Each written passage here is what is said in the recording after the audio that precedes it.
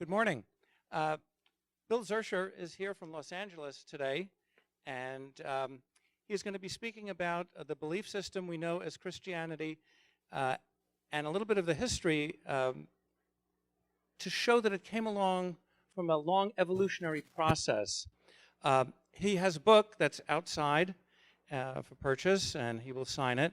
And that book deals with a broad range of topics related to Christianity, but this presentation today will focus on its historical evolution.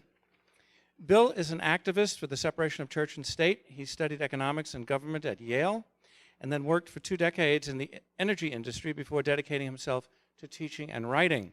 His interest in religion derives from a concern about the role of faith-based beliefs in American politics.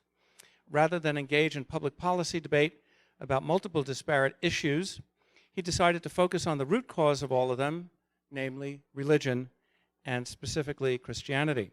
He has summarized his own religious views in his debates, quote, "I do not believe in the existence of any gods or goddesses. It is certainly possible that one or more of such beings exist, but if so, they do not appear to expend much effort superintending the affairs of this world." He and his wife Linda live in Southern California. It is a pleasure to introduce Bill Zuersher, who is going to give us a very good presentation today. Thank you.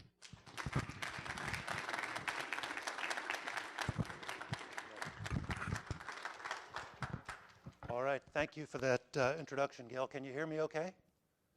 All right. Very good. Let's see if we can get the technology to cooperate for us. There we go. I always like to start out with something on the light side. I was told long ago, if you're going to be in show business, never follow a child act. Though those kids were just adorable, so I'll do my best. But that was you've probably already seen the highlight of the morning. As Gil said, I want to talk about the history of Christianity, and let's see here. This is going to. There we go. So the talk is entitled "Christianity: How It Happened." I had intended to keep my remarks on a very elevated intellectual level. Then I saw this picture and I really couldn't help myself. Is it just me, or does anybody else think this church looks like a big chicken? I love that. I love that picture. The argument that I'm going to put to you today is that Christianity is a human construction. It's human-made. That it went through specific stages in its evolution. That we can look at the transition points between each of those stages and see that they were caused by very naturalistic, historical, identifiable forces. And what's more, what's really interesting is that if we read carefully, we can still find the evidence for earlier belief stages fossilized in the Christian scriptures. These are the stages I'm going to talk about: Canaanite polytheism, Jewish monotheism, Apocalyptic Judaism, and then early Christianity. And don't worry, I'll define the terms as we go through. It occurs to me, though, I just want to make a couple of points clear before we launch into this, and I don't want to insult anybody's intelligence. But just as background, it's important to understand, of course, Christianity is very clear that the God of the Old Testament and the God of the New Testament are one and the same God. Okay? And I'm sure all of you understand that the Old Testament is actually the Jewish Bible, so it's the scriptures of the Jewish people. Then Christians added new writings, which they called the New Testament, put that alongside, so the Old and the New Testament is the Christian scriptures, but the Old Testament is the Jewish Bible. So, again, don't mean to insult anybody's intelligence, just wanted to make sure we're on the same page. As I mentioned earlier, the transition between each of these stages was caused by very identifiable historical forces, and I'm going to talk to you about the first transition occurring as a result of the fall of the 2 kingdoms, as a result of the Assyrian and Babylonian conquests. I'm going to talk then about the next transition occurring as a result of Persian, Zoroastrian influence, and finally then the transition from Apocalyptic Judaism to what we would recognize as primitive or early Christianity as a result of Greco-Roman or Hellenistic ideas coming into the mix. So let's take a look at the earliest stage here, Canaanite polytheism. Canaan is the ancient term for what we would call Palestine today. So Israel, the Palestinian territories, Lebanon, that patch of the world. And I use the word Canaanite because I want to emphasize the fact that the ancestors of those tribes we call Jewish held beliefs that were originally not much different than those of their Canaanite neighbors. Most relevantly, they worshipped many gods. How do we know this? Well, the Bible tells us so. Many examples of polytheistic behavior. Can I have a show of hands? How many people have read some of the Old Testament? Oh gosh, lots of, okay. Many of you have. So you'll be familiar. These are just a smattering of quotes. The Israelites served the Baals, the Ashtoreths, the gods of Aram, Sidon, yada, yada. Yet I reserve 7,000 in Israel, all whose knees have not bowed down. In other words, out of all the Israelites, only 7,000 were not worshiping Baal. Then he brought me to the entrance of the god Tammuz. And there are many other passages like that. So the presence of polytheistic behavior among the ancient Israelites is not in dispute. What is in dispute is, well, what's really going on here? The traditional Jewish and Christian explanation is that these were good monotheists who were worshiping Yahweh or Jehovah, but they were being lured astray by these false or foreign gods. I'm going to argue that that traditional understanding is wrong, that they were not monotheists. Rather, they were still polytheists in the very beginnings of the process of evolving toward monotheism. And to support my argument, I'm going to offer three arguments: textual footprints, covenantal logic, and the emergence of omnipotence. So let's take a look at the first group, textual footprints, really reading the biblical text carefully. By the way, I'm going to show you a lot of quotes. I already have. All the quotes I'm going to show you come from the NIV translation, the New International Version translation. I picked that translation because it's popular among conservative Christian evangelicals. I didn't want to be accused of picking an easy target. Right? So I'm using the NIV translation. The comments in parentheses, however, are my research into the underlying Hebrew or Greek, as the case may be. So here we have Abraham's God first names himself. I am El Shaddai. May El Shaddai bless you. El Shaddai appeared to me. El Shaddai means El the mighty, or El of the mountain. Now, these are among the earliest interactions that the biblical patriarchs, Abraham, Jacob, and Isaac, have with the God of the Old Testament. What's with this El Shaddai stuff? Right? Of course, the Old Testament, it's a big book, and God's a hard concept, so maybe they're going to use a lot of different expressions. But when they start referring to the God by the name of another God, you start to ask questions. It turns out that El was the head of the Canaanite pantheon of gods. And this information has really become clear in the last 75 years. In 1929, the Ugaritic texts were unearthed in Syria, and they've given us a lot of background on what the ancient Canaanite belief system was. So their pantheon consisted of El and his wife/consort Asherah, and there are many offspring, including the son Baal. Right? So El was the head of the Canaanite pantheon. Very interesting. Other Old Testament names for its God, when you look beneath the English language translation, are El Elyon, which means El Most High, and Elohim, which is the Hebrew plural form of El. You heard me right? So the allegedly monotheistic God of the Old Testament is being referred to consistently by the plural form of El, the head of the Canaanite pantheon. All of these El names suggest, to me at least, that the God of the patriarchs was in fact the Canaanite god El. If they worshipped El, presumably they worshipped his pantheon and were therefore polytheists.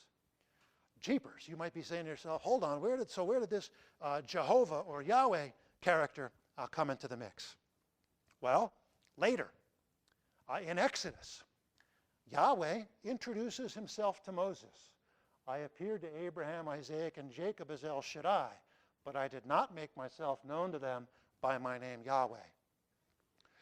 This is one of the most surprising verses in the Bible.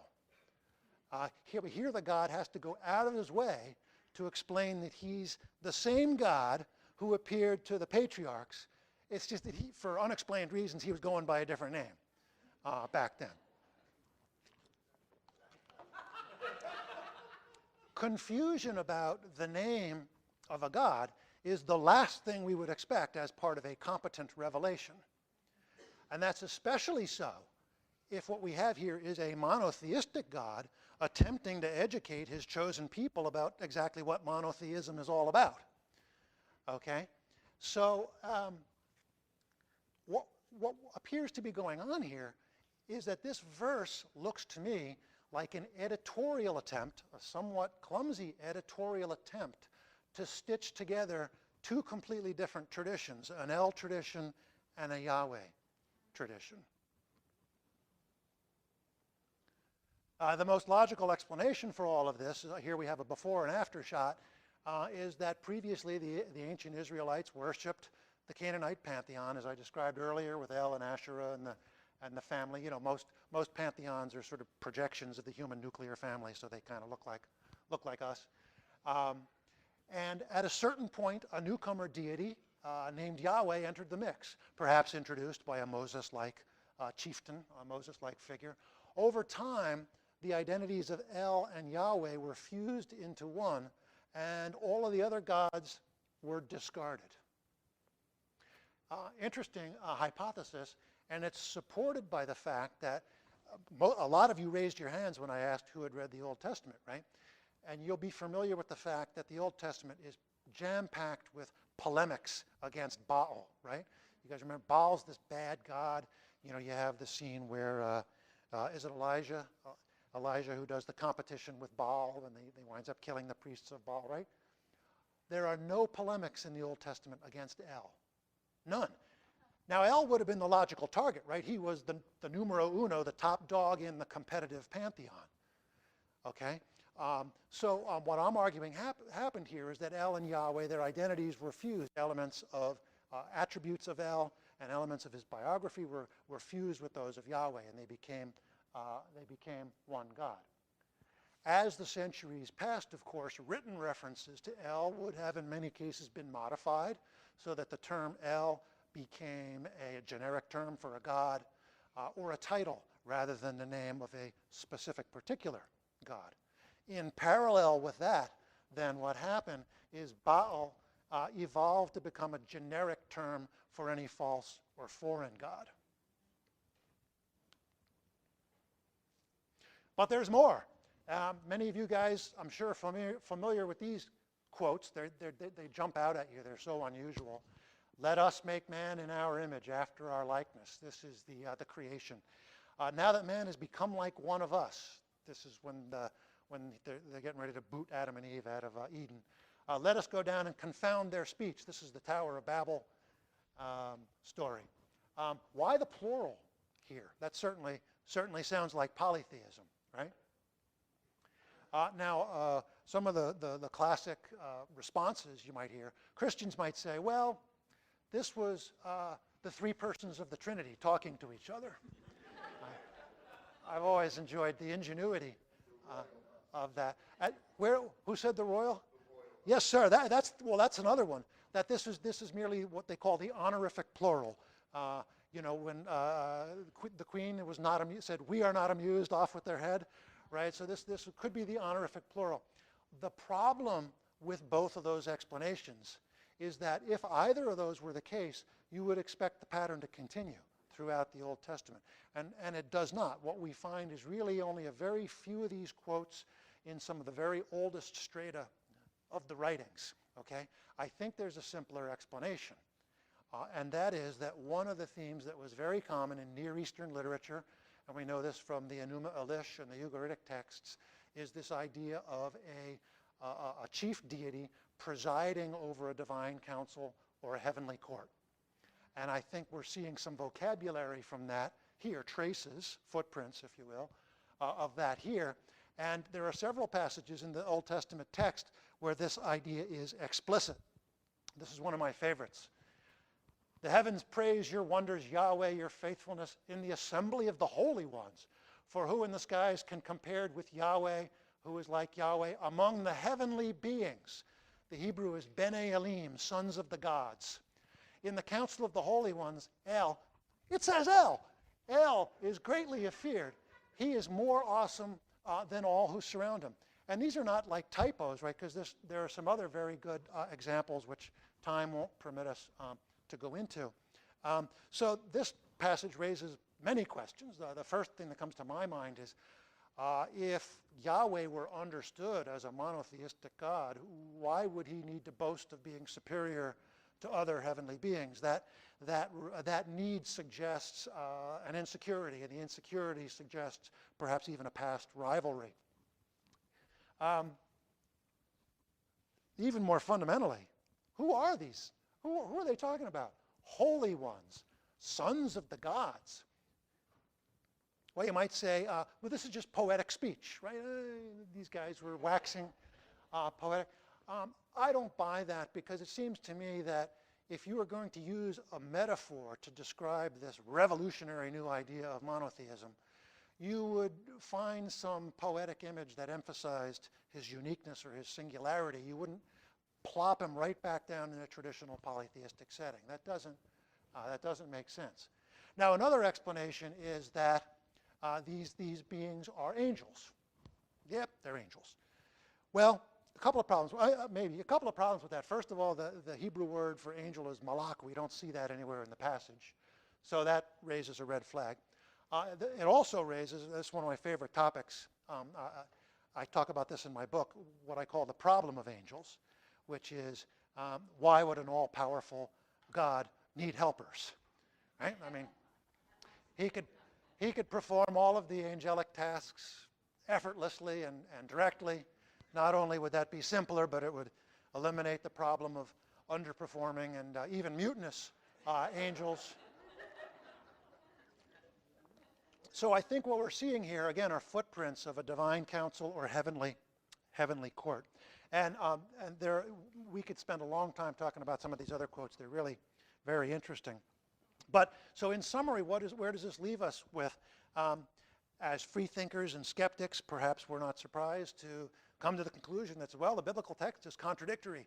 There are multiple passages that support monotheism. There are multiple passages that support polytheism. But that's really curious when you stop and think about it. I mean, why so few passages trumpeting monotheism? This is a revolutionary idea. Arguably, the most important idea in history. It is the foundation of Israel's identity and its gift to the planet.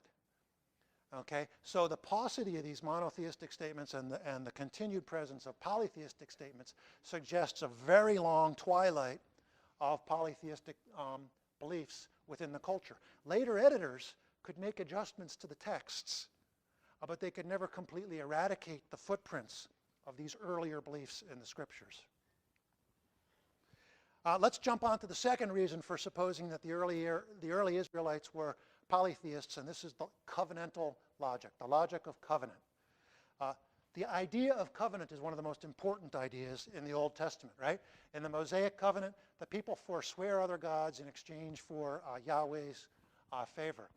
But when you stop and think about it, this whole idea of striking a bargain between a deity and a people makes more sense under polytheism than under monotheism. I mean, under monotheism, what other gods would the people need to forswear? Right? They're fictional. And I would draw your attention to the wording of the first commandment. You shall have no other gods before me. It doesn't say there are no other gods. Right? It presupposes the existence of competitive gods. Moreover, a monotheistic God would not have to negotiate. He would not have to offer most favored nation status in exchange for allegiance. He could simply dictate terms. And finally, there's no reason why a monotheistic God, and certainly an all-powerful one, would need to just pick one people. He could communicate with all the people on earth simultaneously. Why would he choose? It doesn't really even seem moral for him to choose one people and favor them. And he did favor them, right? According to the biblical stories, he promised the Israelites the land of milk and honey. and he provided them with supernatural assistance in exterminating its former occupants. So again, covenant makes more sense under polytheism. Finally, the third reason for suspecting that they were polytheists is the gradual emergence of omnipotence. I've got a couple of quotes here, but before you read the quotes, I want you to think about this, right? Under polytheism, you can't have omnipotence, right? Because if one God is all-powerful, then there's no power for the other gods. You kind of have to, monotheism and omnipotence kind of have, I guess monotheism would be the prerequisite for omnipotence, would be a way of saying it. Well, the Old Testament God certainly was not omnipotent. I got a couple of fun stories here. The first one, many of you will be familiar. This is the famous iron chariots. Quote, "The Lord was with the men of Judah, but they were unable to drive the people from the plains because they had chariots fitted with iron." Right? So the all-powerful creator of the cosmos got licked by some guys with iron chariots. Not really confidence-inspiring. The second story is less well known. The king of Moab took his firstborn son and offered him as a sacrifice. The fury against Israel was great. They withdrew. You have to read this carefully. So what was going on here is that the prophet Elisha had predicted that the Israelites would defeat the Moabites. So they march on Moab. There's a big battle. And the king of Moab, Mesha, takes his son and slaughters him as a sacrifice to the Moabite god Chemosh. Okay? Now, read what happens. The fury against Israel was great. They withdrew. So the Israelites got beat. Right? So, at least according to the chronicler of this tale, the sacrifice to Chemosh was effective. Chemosh and his people defeated Yahweh and his people, at least on Chemosh's home turf, because polytheistic deities tended to have associations with specific pieces of geography. Okay, so omnipotence really wasn't feasible until you had true monotheism, and we can see indeed that there really was not omnipotence early on. So in summary, I've offered three arguments for why the Israelites were polytheists, okay? Textual footprints, covenantal logic, and the emergence of omnipotence. In sum, the evidence suggests that the early Israelites were an indigenous Canaanite people with beliefs very similar, if not indistinguishable, from those of their neighbors. If that's true, then we can read much of the biblical history as useful creations of later generations. So, for example, the Exodus, right? This might explain why there is zero archaeological evidence for the Exodus. So you had over 2 million people wandering in the desert for 40 years and leaving zero trace. And this is despite the best efforts of American, European, and especially Israeli archaeologists. The Israeli archaeologists want to find it because this whole story is their divine deed to the land, right? So they're very keen to find the evidence, and they found nothing. I remember the first time I went camping, and an old experienced camping hand said, "The sign of a really good camper is he doesn't leave any evidence that he's been there." So these guys must have been awesome campers. So it doesn't appear that the Israelites fled from Egypt in an exodus. It appears that they were in Canaan all along. Okay? Exodus appears to be a foundation myth which served to legitimate later beliefs such as chosenness and separateness. All right, so what was then the turning point? Because the Jews certainly eventually did become monotheists. Well, a little bit of history for those who might be a little bit rusty. Right after the golden age of David and his son Solomon, the kingdom of the Jews split into two parts. The northern part, the larger, was Israel. The southern was Judah. In 722, the Assyrians attack and obliterate the northern kingdom of Israel. Those people are sometimes known as the lost tribes of Israel, right? Because they've just disappeared from history. 150 years, Judah hangs on. Finally, in 587, the Babylonians conquer Judah, and they haul the elite of Judean society off to Babylon to be slaves. So this is known as the Babylonian captivity or the Babylonian exile. No doubt, while in Babylon, many Jews gave up on Yahweh, perhaps concluding that he no longer cared about them, or that he was not as powerful as the gods of their conquerors. But some Jews in exile developed a radical reinterpretation of events. Here's how they reasoned. Why were Israel and Judah defeated? They're being punished by Yahweh because they were insufficiently loyal to him. Oh, so the Assyrians and the Babylonians are Yahweh's instruments. That's right. Yahweh's punishing them through history. Wait a minute. If that's true, Yahweh must control the Assyrians and the Babylonians as well. He must be the one God who controls everything. So we see an emerging, like a planetary consciousness here. This idea of really stark monotheism, one God who's controlling all of human history. And we finally see that stated explicitly. I was talking before about how disappointed I was about the lack of monotheistic statements. Well, here we finally have it. This is the prophet known as 2nd Isaiah, and the dating of this writing is approximately 540 BCE, at the end of the captivity. Emphatic singularity, at last, I call it. I am the Lord and there is no other. Apart from me, there is no God. I form the light and create darkness. I bring prosperity and create disaster. Notice the devil, there's no devil in here. We'll talk about that in a minute. I, the Lord, do all these things. There is no other, yada, yada, yada. Turn to me and be saved, all you ends of the earth, for I am God. There is no other. Emphatic singularity. We finally have what we would consider classical Jewish monotheism at the close of the Babylonian captivity. Let's move to the second phase. So we're going to, among these Jewish monotheists now, they believe in one God, but they don't have a heaven and a hell, at least in the sense that we understand them, and they don't have a devil. Now that might sound strange. Let's take a little bit of time to think about that. I call heaven and hell sort of a differentiated afterlife. We're all accustomed, because Christianity has played such a dominant role in our culture, to think of, well, good people go to one place and bad people go to another place, right? That's kind of the Christian teaching. The Jews classically did not have that. They did have heaven, but heaven is where God lived. Hear from heaven your dwelling place, and when you hear, forgive, 1 Kings 8:30, right? People didn't go there. That was just where Yahweh hung out. So what happens when you die? Well, you go to Sheol. Okay? Here's a quote from Job, which I like because it annoys people. As the cloud fades away, so whoever goes down to Sheol does not come up. That's Job 7:9. Now, you might be scratching your head. This is strange stuff. I've heard of this Sheol. Sheol was physically located under the ground, and people in Sheol persisted in a sort of a disembodied and semi-conscious state. It was the end of any kind of meaningful experience, not much, if any, pleasure or pain.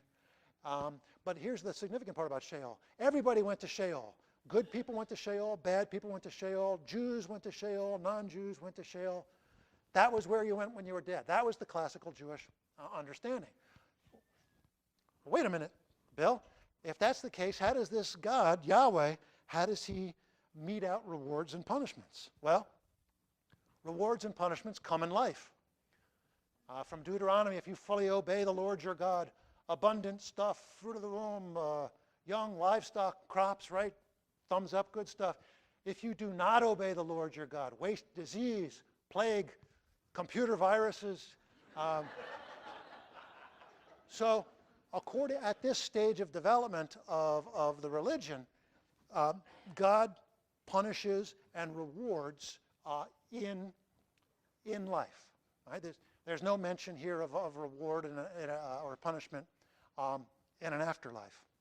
And I'm going to argue that, I'm going to show you evidence that this frustrated the God.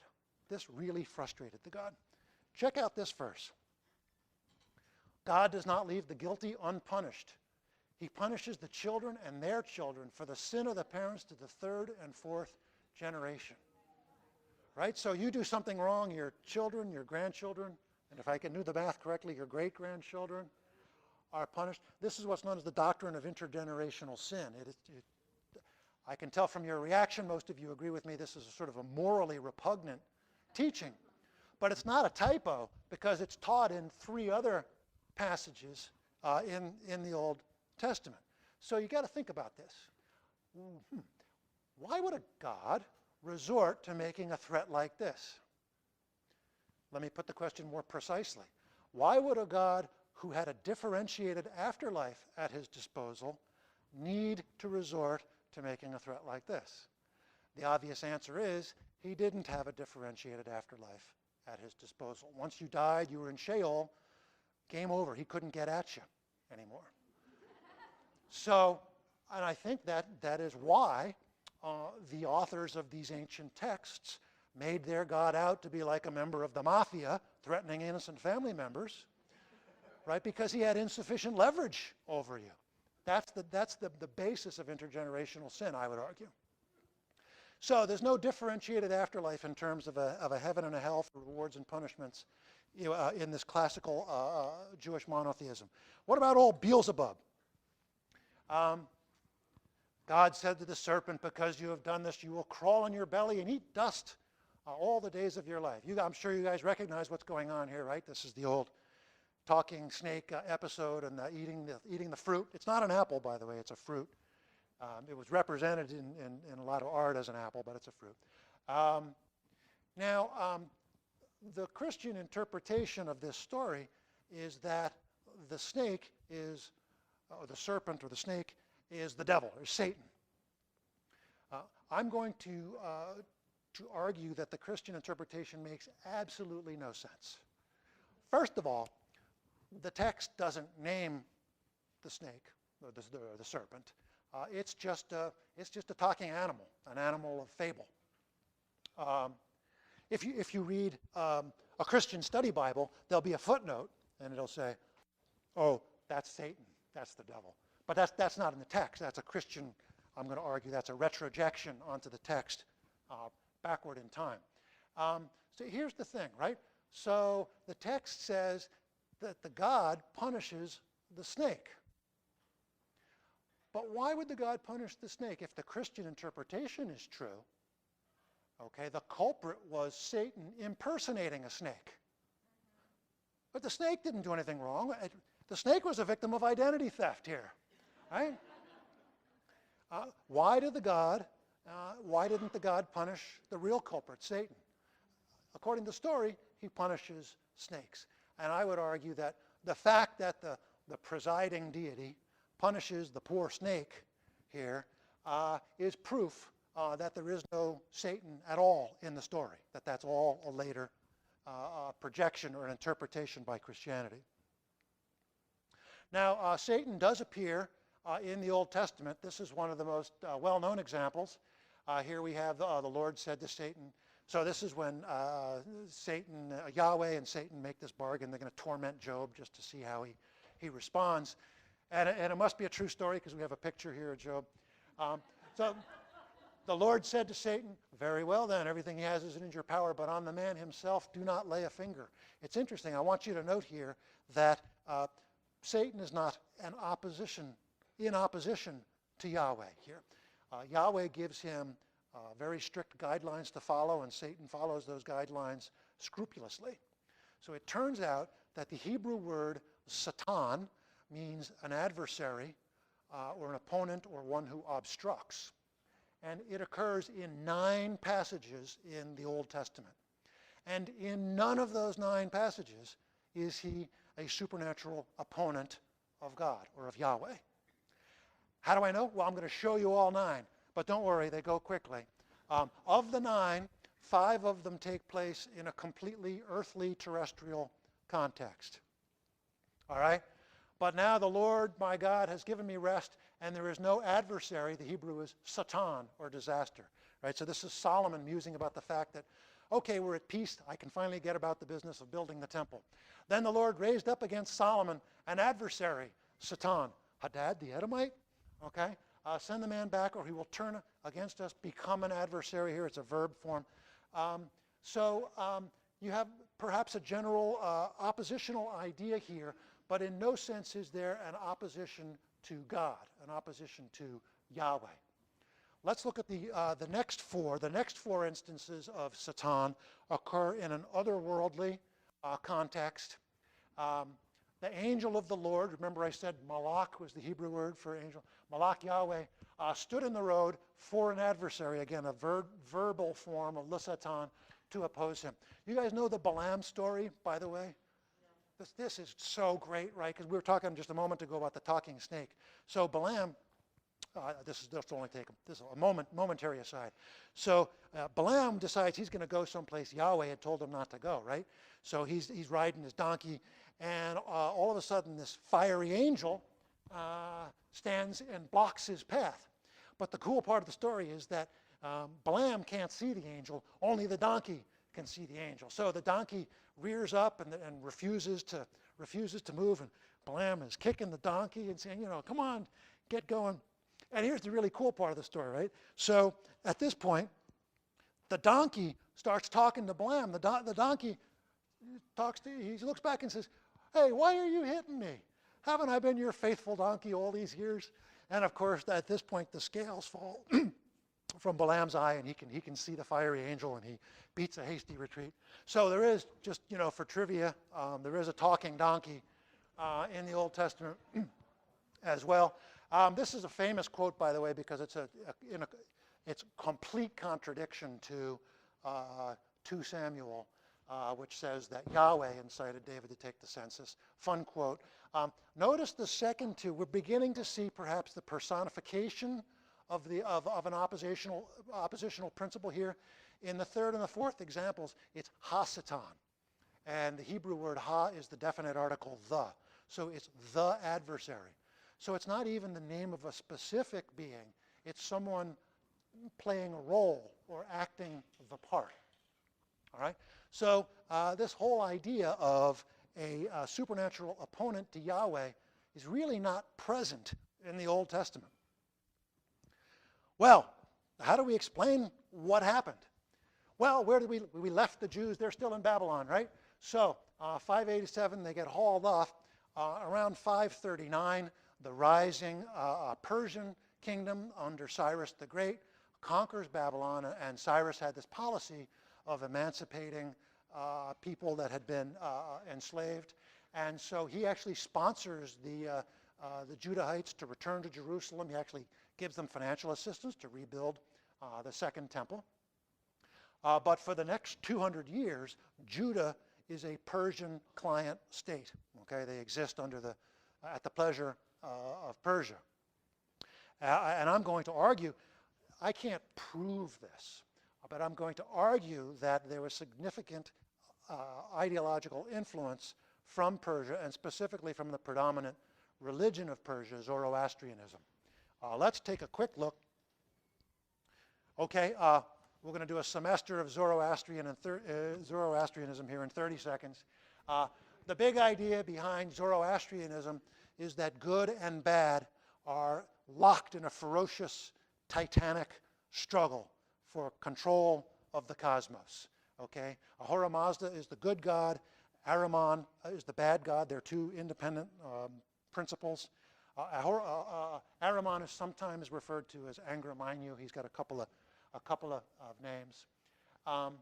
And eventually, by the way, this is why one of the reasons Zoroastrianism is places a lot of emphasis on moral teachings, because the view was that every human decision with a moral dimension added weight to one side or other of the scales in this cosmic struggle. However, the good would win eventually. The good guys are going to win, at which time there would be a resurrection and a judgment. People who were good would be admitted to paradise, and others who failed that test would be hurled into the pit. It's interesting, in fact, the oldest reference that we know to a general bodily resurrection comes from the Zoroastrian scriptures called the Avesta. Very interesting. But look at what we've got. All of a sudden, if you've been following the story, jeepers, all of a sudden we have a differentiated afterlife, paradise and the pit. We also have a supernatural opponent to the good God. Right? So I'm going to argue that apocalyptic Judaism arose under the influence of these ideas.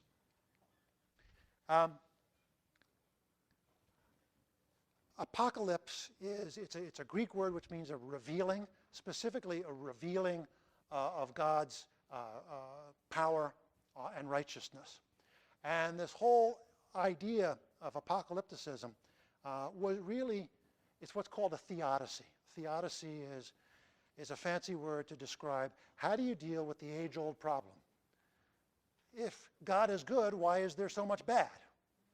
Okay, it's an age-old problem, but let's face it, we still haven't figured that one out.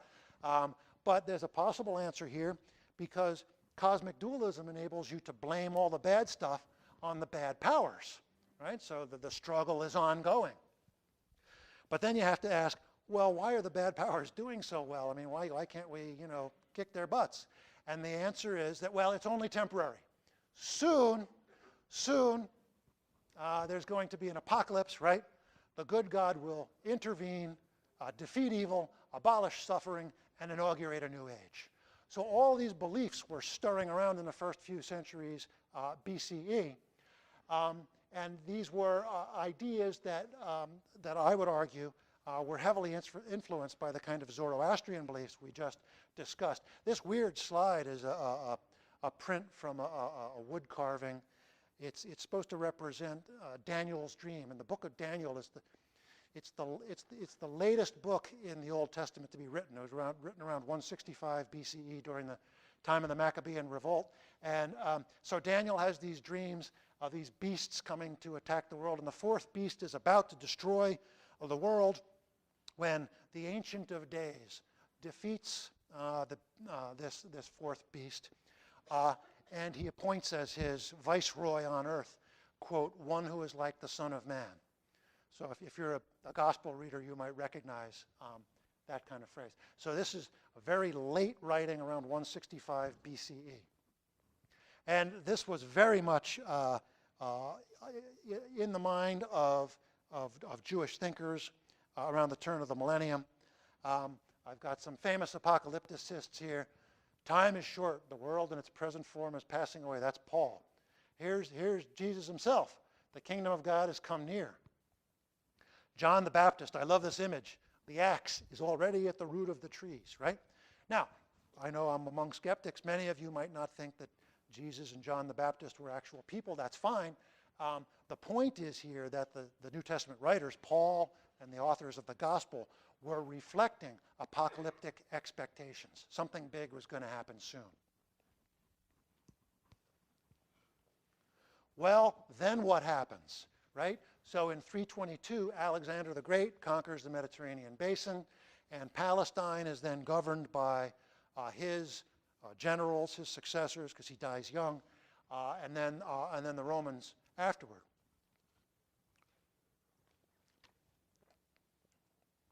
I'm going to argue, this is a big topic, and I'm going to simplify it by just talking about three very specific points. I would argue, points of influence that the Greco-Roman thinking had on emerging Christianity. I'm going to talk about mystery religions, the Logos, and the destruction of Jerusalem. So, mystery religions, raise your hand if you're familiar with this term of mystery religions, sometimes called mystery cults. Not too many. Okay. These are really cool. First of all, in the Greco-Roman world, religion was a very complicated affair. You had all sorts of stuff going on. You had the classical pantheons. You had new religions that were being introduced from the far-flung extent of the empire, right, sort of flowing into Rome. You had ancestral deities and local spirits, like lakes and groves of trees had spirits. Then you had the imperial cult. The emperor was supposed to be, was apotheosized, deified. So it was all very complicated. Mystery religions were a part of that, and what was unique about mystery religions is that you joined them by choice, all right? You weren't born into it, or you weren't affiliated as a result of your family. You had to be initiated into them, and there was often quite a bit of secrecy around that. That's one of the reasons we don't know as much as we would like to about mystery religions, because of the secrecy.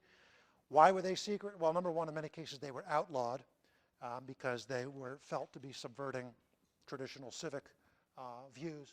And secondly, The initiation experience was experiential. It wasn't really something that you could just sort of tell somebody, here, read this essay, it'll change your life. You kind of had to go through the initiation process. And apparently, what was at the core of these things was this idea of a ritual imitation of the god in order to participate in the triumph of the god. Okay, that really is the core idea. So some of the examples of this would be, the five big ones are Isis and Osiris, the Egyptian originated ones, Dionysus, they're perhaps the oldest, the Eleusinian mysteries, which celebrate Demeter and her daughter Persephone, and then Mithras and Attis from eastern, western Turkey, Anatolia. Those are the five most common mystery religions. I've got a couple of quotes here. On this lake they hold an exhibition of the god's sufferings. They're referring to Osiris. A performance the Egyptians call the mysteries. And this is Herodotus writing 440 BCE. Plato, I conceive that the founders had a real meaning, that he who arrives there after initiation and purification will dwell with the gods. I show these quotes because often Christian apologists will say, oh, well, the mystery religions took those ideas from Christianity. And I wanted to put a stake in the ground to demonstrate that, well, these things are much older than Christianity. At least most of them are much older than Christianity. Some, but not all of the mystery religions were based on the vegetative cycle. Right? So this remarkable thing, right? A plant grows and it dies, and next year it comes back again. Right? So this process of growth and decay gets symbolically reinterpreted as the promise of an afterlife for human beings. So examples of this were Osiris and Dionysus, the Egyptian god Osiris, the Greek Dionysus. They were both killed by being dismembered, okay, which can symbolize, if you want to take the symbolism to this level, can symbolize the threshing of the grain. Osiris was associated with grain, Dionysus with grapes, right? So the threshing of the grain or the trampling of the grapes can be symbolized from the death of the god, right? And then Osiris was resurrected. Dionysus was not resurrected. He was actually reborn, and then he descended into the underworld to retrieve his mother and successfully ascended.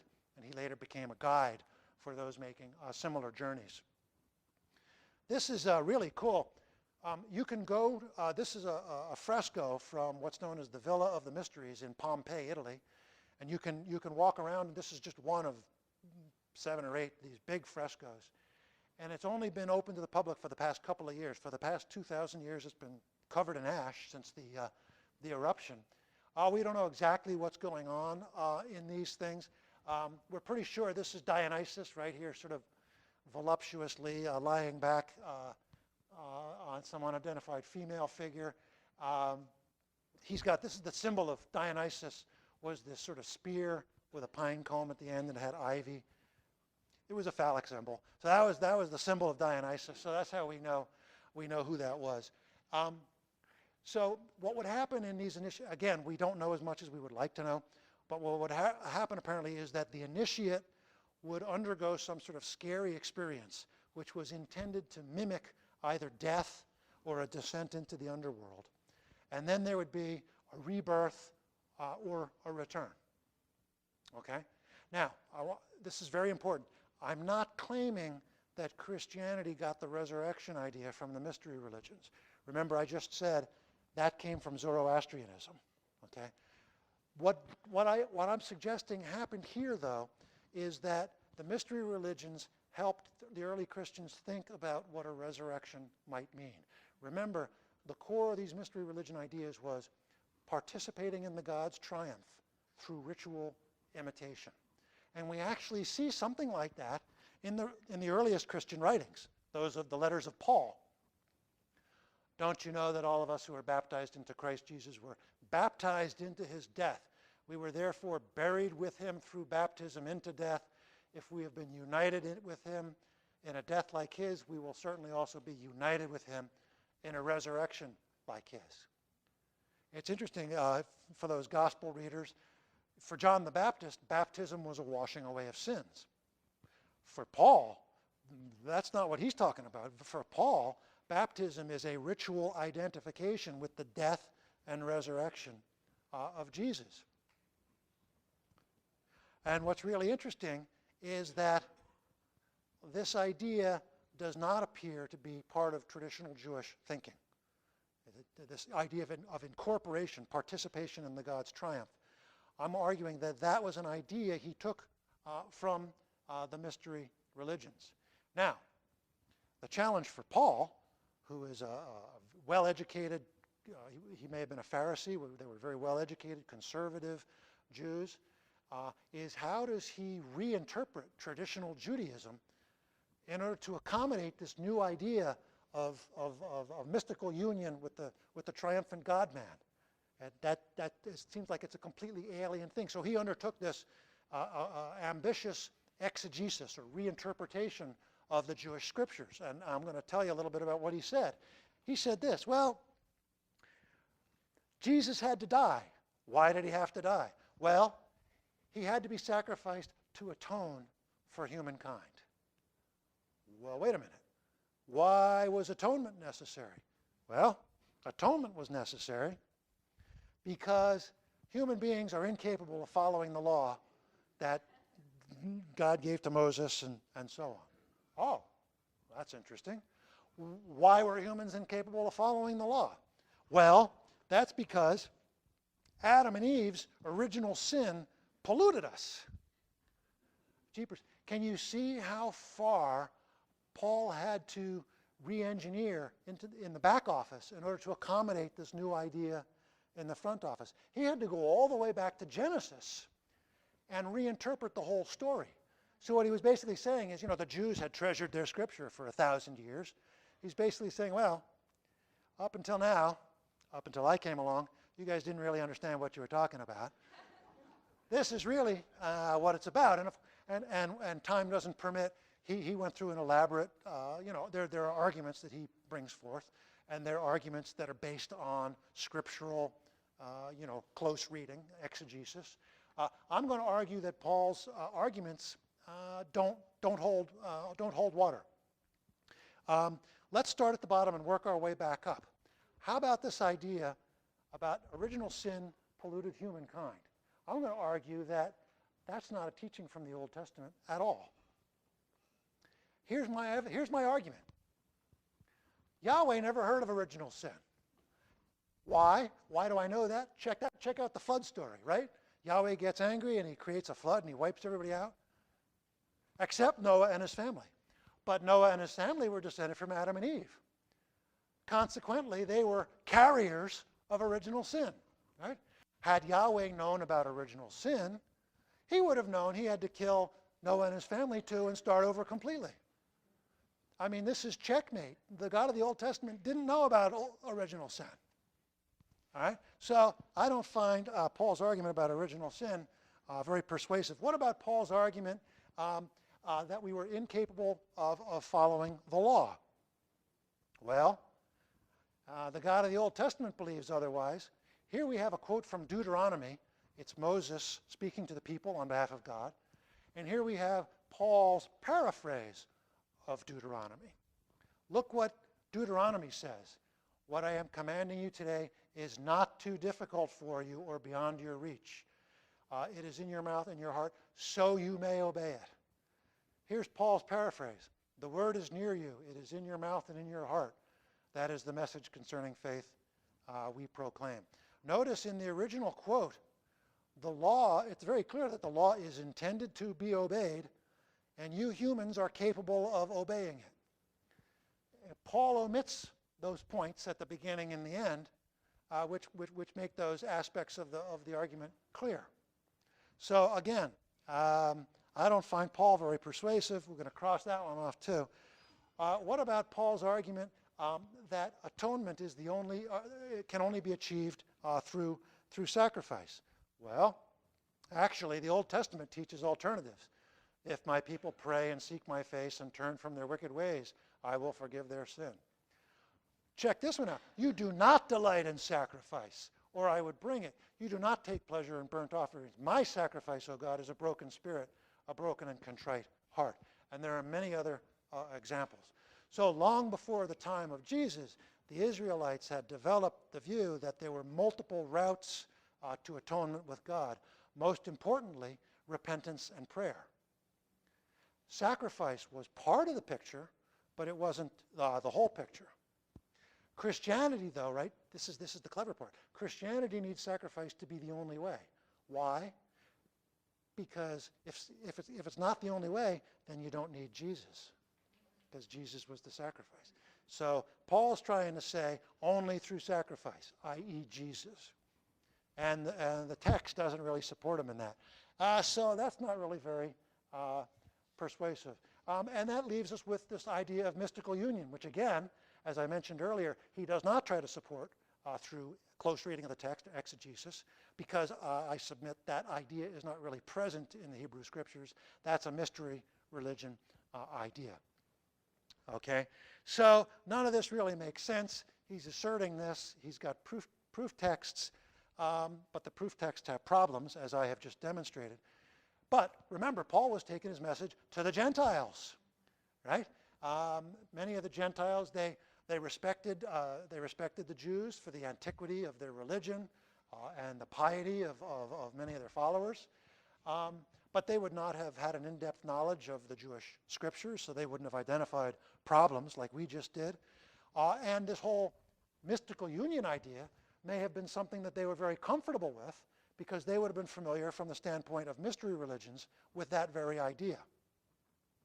All right, let's move on now. So that's mystery religions. Let's take a quick course in philosophy. I want to talk about the Logos. You guys remember this term? In the beginning was the Word, and the Word was with God, and the Word, right? This is the beginning of the Gospel of John. Couple of interesting things to note here, right? First of all, how does the author of John know any of this? He wasn't there. So he has relinquished any pretense to historical reportage here. But what's really interesting is the word word in Greek is logos. And it turns out that logos has an older history and a broader meaning. If you go back 500 years, Heraclitus, you guys remember your philosophy 101, right? So Heraclitus was this Greek guy who said you can never step into the same river twice because the water's moving. So everything is in flux, but it's nevertheless governed consistently by this underlying rationality. And he named that rationality logos. Fast forward a couple hundred years, the Stoics believed that the logos was this sort of creative energy that sort of flowed through otherwise inert matter. But the most interesting of all was this guy Philo. Check out the date, 40 of the Common Era. So he was pretty much a contemporary of Jesus. He was an Alexandrian Jew who tried to synthesize Greek philosophy and Judaism. And he had this idea, well, he took from Plato this idea of the perfect realm of unchanging forms, and he contrasted that with the realm we occupy where everything changes and deteriorates and degrades. It's imperfect. Gosh. And he said, well, surely there must be a buffer between the two, because otherwise the imperfect realm would contaminate the perfect realm. And he named that intermediate state the logos. In fact, so the logos was something between God and creation. And in fact, in one of his writings, he actually referred to the logos as God's firstborn son. Very interesting idea. Now, so why am I talking about the logos? I'm going to argue that the logos argument was very useful for helping to avoid the accusations of polytheism, right? So think about it. Jesus was a Jew, his followers were Jews, so a bunch of Jewish guys hanging out, and they have already got a God, right, Yahweh. But some people want to say Jesus was divine. Now, if you do some math, if Yahweh's a God and Jesus is a God, I'm getting a little nervous here because I'm counting two gods. So there's a little problem here, and I'm going to argue that the logos was very useful for early Christology. That is, this nature of, well, what exactly is Jesus? You guys know where the word Christ comes from? A couple of you do. So, in the olden days, when a new king or high priest took office, he would have his head sprinkled with ceremonial oil, and this became known as anointing. And the Hebrew word for anointed is Messiah, And the Greek word for anointed is Christ. So Jesus Christ means Jesus the anointed, or Jesus anointed. And I'm going to argue that this logos concept enabled the early Christians to sort of dodge the polytheism accusation. Because as the logos, Jesus was sort of in this unique category of being. He was kind of in between, and it's all hard to understand because God's ways are a mystery. You know, some arm waving in there. So it enabled them to sort of put that thought out. Now, the earliest Christian writings have this idea. The earliest Christian writings are Paul, and Paul had this idea that Jesus was this vaguely defined supernatural being who came down to earth. Doesn't say much, but the writers of the Gospels, those who are interested in the life and ministry of Jesus, seem to have had a very different point of view. For some of them, Jesus appears to have started out as an ordinary human being. I just want to take you quickly through that. The first gospel to be written is the Gospel of Mark, even though they put Matthew first. So a couple of things to note. First of all, in Mark, Jesus appears as an adult. Okay? There is no genealogy, no nativity story, no virgin birth, none of that. Okay? This suggests that nothing out of the ordinary had previously occurred. Certainly if the author of this writing had known about a virgin birth, it doesn't seem likely he would have left that out of the story. That's a pretty cool story element to include. So nothing out of the ordinary had happened. When he preached, those around him thought he was, quote, out of his mind. Again, if Jesus had been born, in the crosshairs of a miraculous navigational starbeam, or if he had spent days coaching the priests at the temple precociously. These are all things that were later added by Luke and Matthew. If any of those things had happened, people perhaps would have expected something unusual from this guy. Further evidence that there was nothing unusual. Then he goes to be baptized, right? Okay, and for John the Baptist, as I said earlier, baptism is a washing away of sin. Well, if he were divine, why would he have sin that needed to be washed away? That doesn't make any sense. As he's being baptized, here's the key quote. He saw heaven being torn open and the Spirit descending upon him. The phrase Spirit descending upon him suggests that the Spirit was absent previously. So in other words, what's happening here is he is being adopted by God at this instant in time. Okay? So this Christology is known as adoptionism. And it's likely that many of Jesus' earliest followers were adoptionists. And in fact, there's some evidence we can talk about later that there's some textual evidence that adoptionism was suppressed in favor of other more sophisticated Christologies. If we jump ahead, now we're talking around 80 to 90 of the Common Era. Matthew and Luke, these are the first writings to claim a virgin birth. So what's going on in the 80s, right? So at this point, the Jesus movement was initially all Jews. It's now getting, as more and more Gentiles are entering the movement, it's becoming a predominantly Gentile movement. And of course, many of these Gentiles would have been familiar with the virgin births of other God-men in the Greco-Roman world. They may have expected and demanded that their new God-man have an equally auspicious beginning. The baptism is de-emphasized, but there's still no indication of a prior existence. So in Matthew and Luke, unlike Mark, when Jesus becomes divine at his baptism, in Matthew and Luke, because of the virgin birth, he's divine from conception or from birth. So we're kind of working our way backwards. Then finally we get to the fourth gospel, and this is the one I began by quoting. It's the last and theologically most self-conscious. And of course, for those of you familiar with the Gospels, it's very different from the three earlier, the synoptic Gospels. Lots of differences. For example, the three earlier Gospels have a lot of exorcisms and parables. Those are largely absent in John. John has new material that heretofore not seen. The washing of the disciples' feet, the woman taken in adultery, the doubting Thomas cycle, all that stuff is in John, but it's not in the other ones. But most importantly for our purposes is that divine dignity is maintained throughout. Jesus does not go to be baptized at all in the Gospel of John. We'll have none of that. And nor does he go to the desert to be tested by temptation, as he does in the three earlier Gospels. So here, Jesus is divine eternally. He is the Logos. Let's take a look. So we set out to explain how Christianity came about by going through a variety of stages and undergoing a variety of transitions. And the point I want to make with this slide is now you can see that each of these transitions, as time has flowed by, has deposited new ideas. So the first transition deposited emphatic singularity or true monotheism. The second deposited differentiated afterlife, a devil. I might also add a looming apocalypse, which never transpired, of course.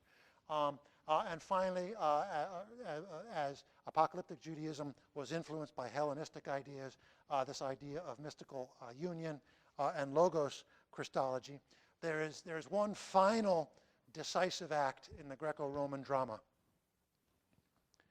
and that is the destruction of Jerusalem in round 70 of the Common Era. And this is a very big event. So around 66 or 67, fighting broke out, inspired by religious and political grievances between the Romans, who were the overlords, and the Jews in Palestine.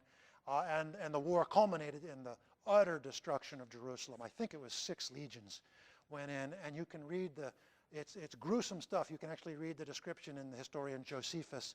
He talks about blood running down, just blood covering the streets. Terrible stuff.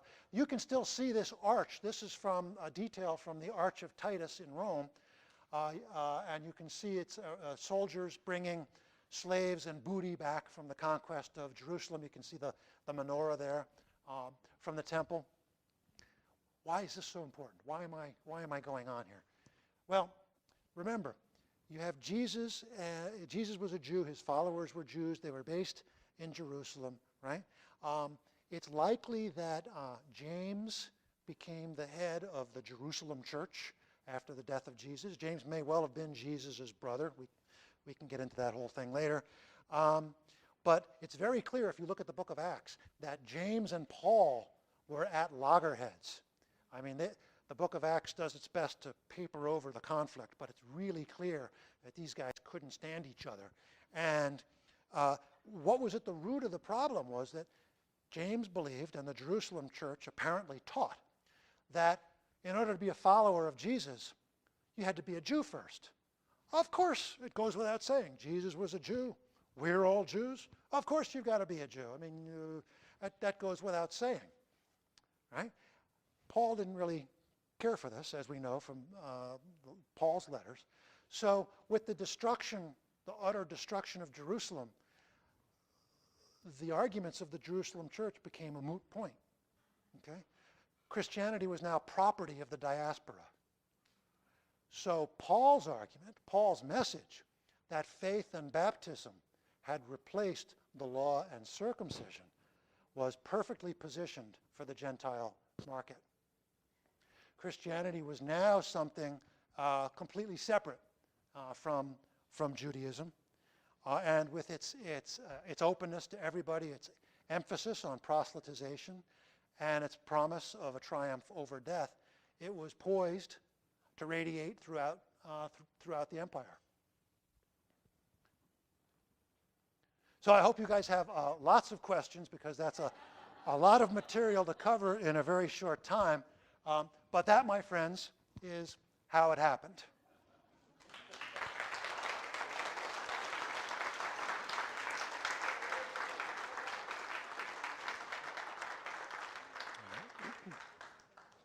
Diane, are we going on for questions for a while?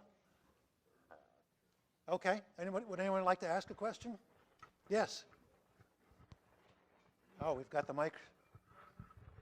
I'm interested in how the church had selected various gospels. From what I understand, there were many gospels, and the church seemed to pick the ones that they wanted to use. How did that come about? Oh boy, great story. So the question was, there were lots of gospels floating around. How is it that the church selected the gospels that they chose. Great question. By the way, I've got an advertisement in here. And I do talk, my book is divided into two pieces. I talk about doctrines and evidence. And I do talk about the development, the historical development of the canon. The canon of the New Testament was not really finally decreed until about 392 of the Common Era. So it was a 400-year process by which the canon was hammered out. There were lots of Gospels, and by and large, the four they chose were among the earliest. So they were looking for the stuff that was closest, and they were also looking for. They had four tests. Oh gosh, could they link it to an apostle? Was it universally accepted by the church? I can't remember what the other two were. They had these tests, but they didn't follow the funny part. And I talk about this in the book. They didn't really follow the tests very religiously. There are some writings that were written earlier than some of the things that were included, but they were excluded for mysterious reasons.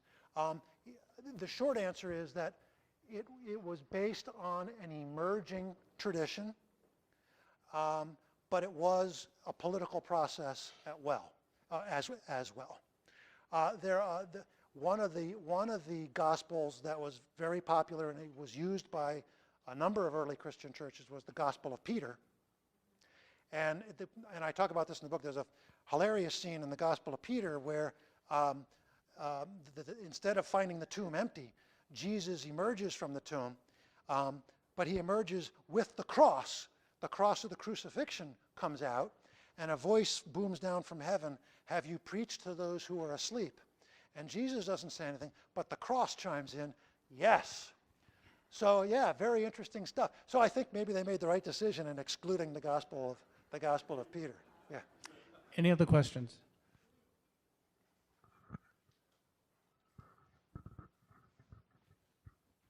I had heard a lecture many years ago, and I don't recall his name, but he gave an explanation of Jesus' virgin birth and why Jesus never got married.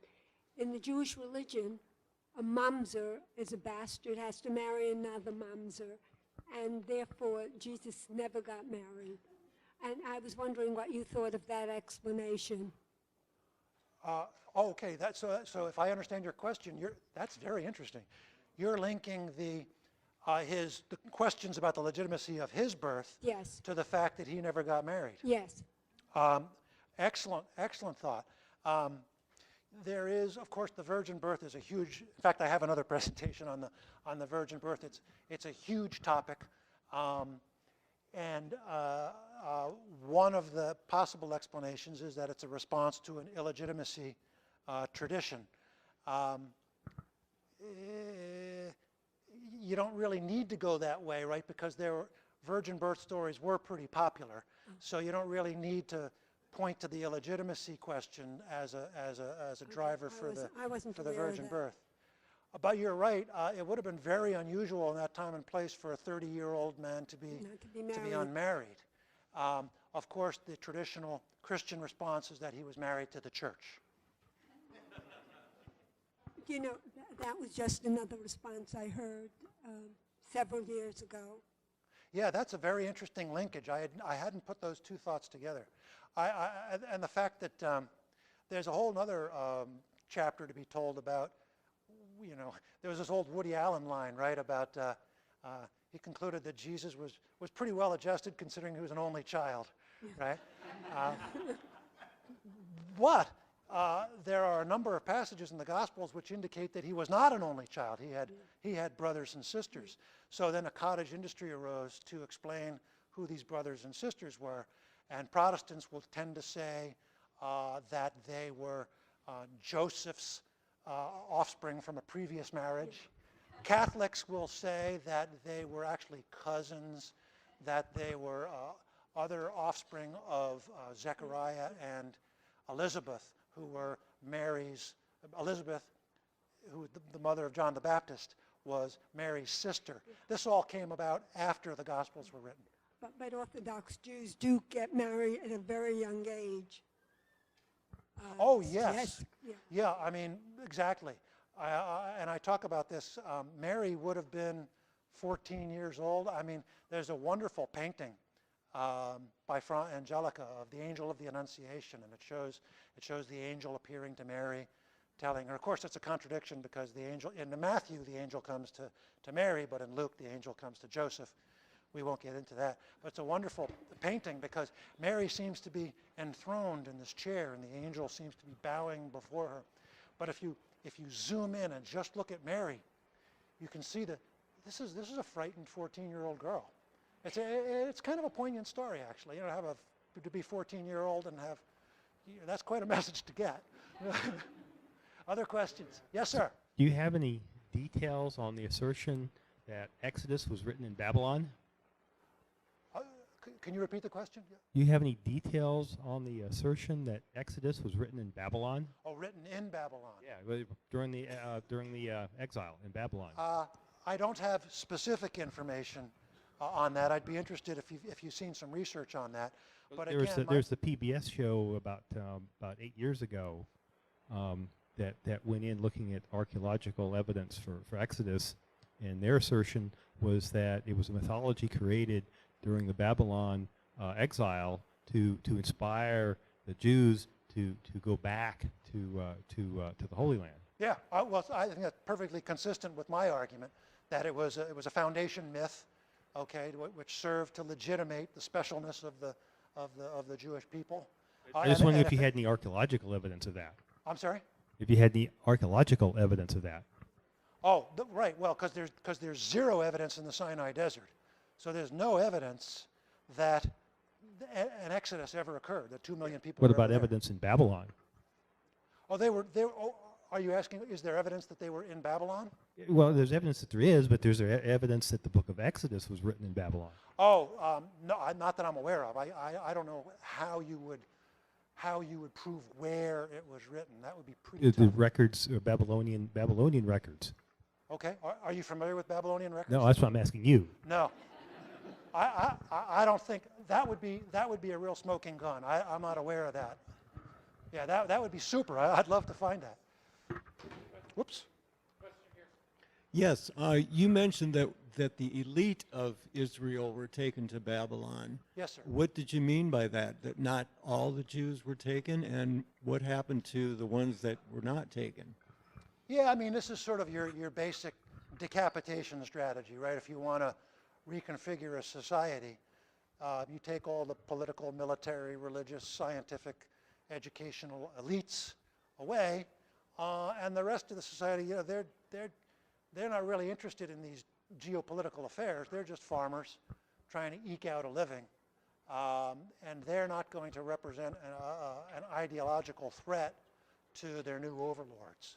So rather than, you know, extirpating the entire society, it's far more economical just to take the ringleaders out and enslave them, and then you can govern peaceably the remnant that remains. I'm interested in your references to Satan, and I thought you said that was about the time of the Persian influence, because there is a word in Persian that's shaitan, which is like somebody who's bad or naughty. And I wondered if the language actually came from Persian to use that word. That's interesting. I don't speak Persian. I do, that's why. Okay. Well, my argument is that the word Satan was a Hebrew word, and that was in use a long time ago, but that later on it came to take on the meaning of a supernatural opponent. Okay. That was a Christian retrojection onto the meaning. There may be no connection at all. It just occurred to me because I happen to be familiar with it. Do you speak Persian? Yes. Wow, and say the word in Persian. It's shaitan. And They use it often for little children. You know, if they're being naughty, they call them Okay. shaitan. Very well, I know the feeling. Okay, so very good. Thank you for that. Yeah, Gil. Regarding the legacy of the Greeks to the beginnings of Christianity, is Socrates credited with the notion of eternal life? Oh, great question. Well, of course, there are questions within questions there. So most people believe, or most scholars believe, that Plato's early dialogues were reflections of what his teacher Socrates had taught, and that Plato's later dialogues tended to be more of Plato's own ideas. But if you read the Phaedo, it's very clear that Socrates, in fact, the existence of a soul he doesn't question that at all. The only thing that's at question is the soul immortal? And Socrates is teaching the immortality of the soul in that dialogue. Yeah, this is a very complicated question. Jews, and I say tended to have the view that personhood consisted of body and spirit together, and that they had to be integrated. That's why Christianity is kind of saddled with this idea that there has to be a bodily resurrection. I talk about that in my book. There's lots of ways to make fun of that, right? Whereas the Greeks had this idea of a soul being imprisoned in this imperfect matter, right? And that the soul was perfect. And for example, Plato would say that the reason we can understand mathematical proofs, for example, is that because our soul is recognizing from previous direct acquaintance with the perfect, unchanging, eternal forms, that our soul used to be there and now it's temporarily captive in these sort of dirty, material, earthly world. So yeah, it would be a very big topic. I can't possibly do it justice, but there was a smashing together of these two different views of what personhood was, and the Christian interpretation of body and soul, you can see, is a little bit of a hybrid between the Jewish idea. It's more Jewish than Greek, but it was influenced by Platonic thinking. Yeah. So are you trying to say that mathematics is the original virtue? Thank you for that question. Yeah, we're starting to veer away from anything I tend to be knowledgeable about. But yes, Plato said that in the world of the eternal forms, mathematical truths, goodness, truth, and beauty were ultimately one. Now, I don't ask me to explain how he got that. Yes? First of all, I just want to say that I've seen and read many presentations like this over the years, and I just want to say that yours today is about the most thorough presentation I have ever been part of, so I want to applaud you on that. I'm going to buy the book and send it to a conservative Christian friend and just hope that he reads it. Hope and pray that he reads it. But I'm very curious about a quote in the back of your book by you, and I'm just curious to know why you decided to include this. You say, "I do not believe in the existence of any gods or goddesses. It is certainly possible that one or more such beings exist, but da-da-da." So I'm just curious to know why you chose to say it is certainly possible that one or more of such beings exist. I call myself an atheist and an agnostic, by which I mean I don't believe and I don't know. So I'm in both camps. The book is a critique of religion in general and Christianity in particular. I don't really get into, does a generic supernatural being exist? The argument that I make in the book is that, well, I make lots of arguments in the book, but basically I say that the difficulties with Christianity can be put into 5 broad buckets. I say it's arbitrary, it's human-made, it's already been disconfirmed, it's illogical, and it's immoral. So I kind of put, all of the arguments can be put in those 5 buckets. In order to make those arguments, I don't really need to get into the stuff that really makes my head hurt about a prime mover and the Big Bang and the origin of the cosmos. Those are all fun questions that I enjoy discussing and debating, but I don't consider myself having the answer there. Yeah. Well, yeah. All right, yep, I think I've that's good. I personally appreciate that honest humility, that we cannot prove that there is no God, but we have no evidence that we can rely on that there is. So Yeah, thank you. we I mean, stop there. I guess- I call it personally, and I think we could all probably, or a lot of us could take that position. Philosophically, we're agnostics. Practically, we're atheists. Very nice, That's- very so nice. One question over here. Yes. How did you decide to write this book? Oh, how did I decide to write the book? Yeah, it's interesting. I was not raised in a particularly religious background, and but I'd always been I studied economics and politics, and always been interested in government and public policy. And I was actually in an earlier career, I did a lot of traveling, and I lived abroad for a number of years. And I came back to the United States after a number of years abroad, and this was during the time when George W. Bush was president. And I was taken aback by the extent to which religious vocabulary and ideas had sort of permeated the civic discourse. And I became really discouraged by that. So I started researching that a little bit more. And I'd always been interested in ideas like the teaching of evolution and prayer in school. I'm interested in education. And it occurred to me that, well, rather than focusing on one particular public policy issue, what if I can find the root cause of all of these problems? And it seemed to me that the root cause of this, and at the time it was very much evangelical Christianity. You could argue that with the defeat of Ted Cruz by he who shall not be named, represents the cresting, knock on wood, maybe the cresting of evangelical influence in the Republican Party. I don't know, but I thought I can make a contribution here by focusing on the root cause of the problem, which is dogmatic faith. And that's what I wanted to attack with the book. Yeah, this is sort of indirectly a question to you.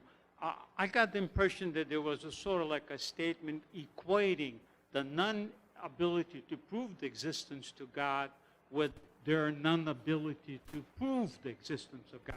But doesn't this make the error, there's this idea in philosophy called the onus of proof that falls upon the person making a positive claim. I mean, the question is, how does something that does not exist leave any evidence for its non-existence? So it's never possible to prove something does not exist. Like, I think Bernard Russell came up with a cup flying around the universe. How would you prove that doesn't exist? You can only prove that something exists. You're preaching to the choir, sir. Any other questions? All right, the noon hour has come. Join us in the room 2500C on the cafeteria, just next to the cafeteria, for lunch together. Thank you all for coming, and another thank you to Bill for an excellent presentation. Thank you.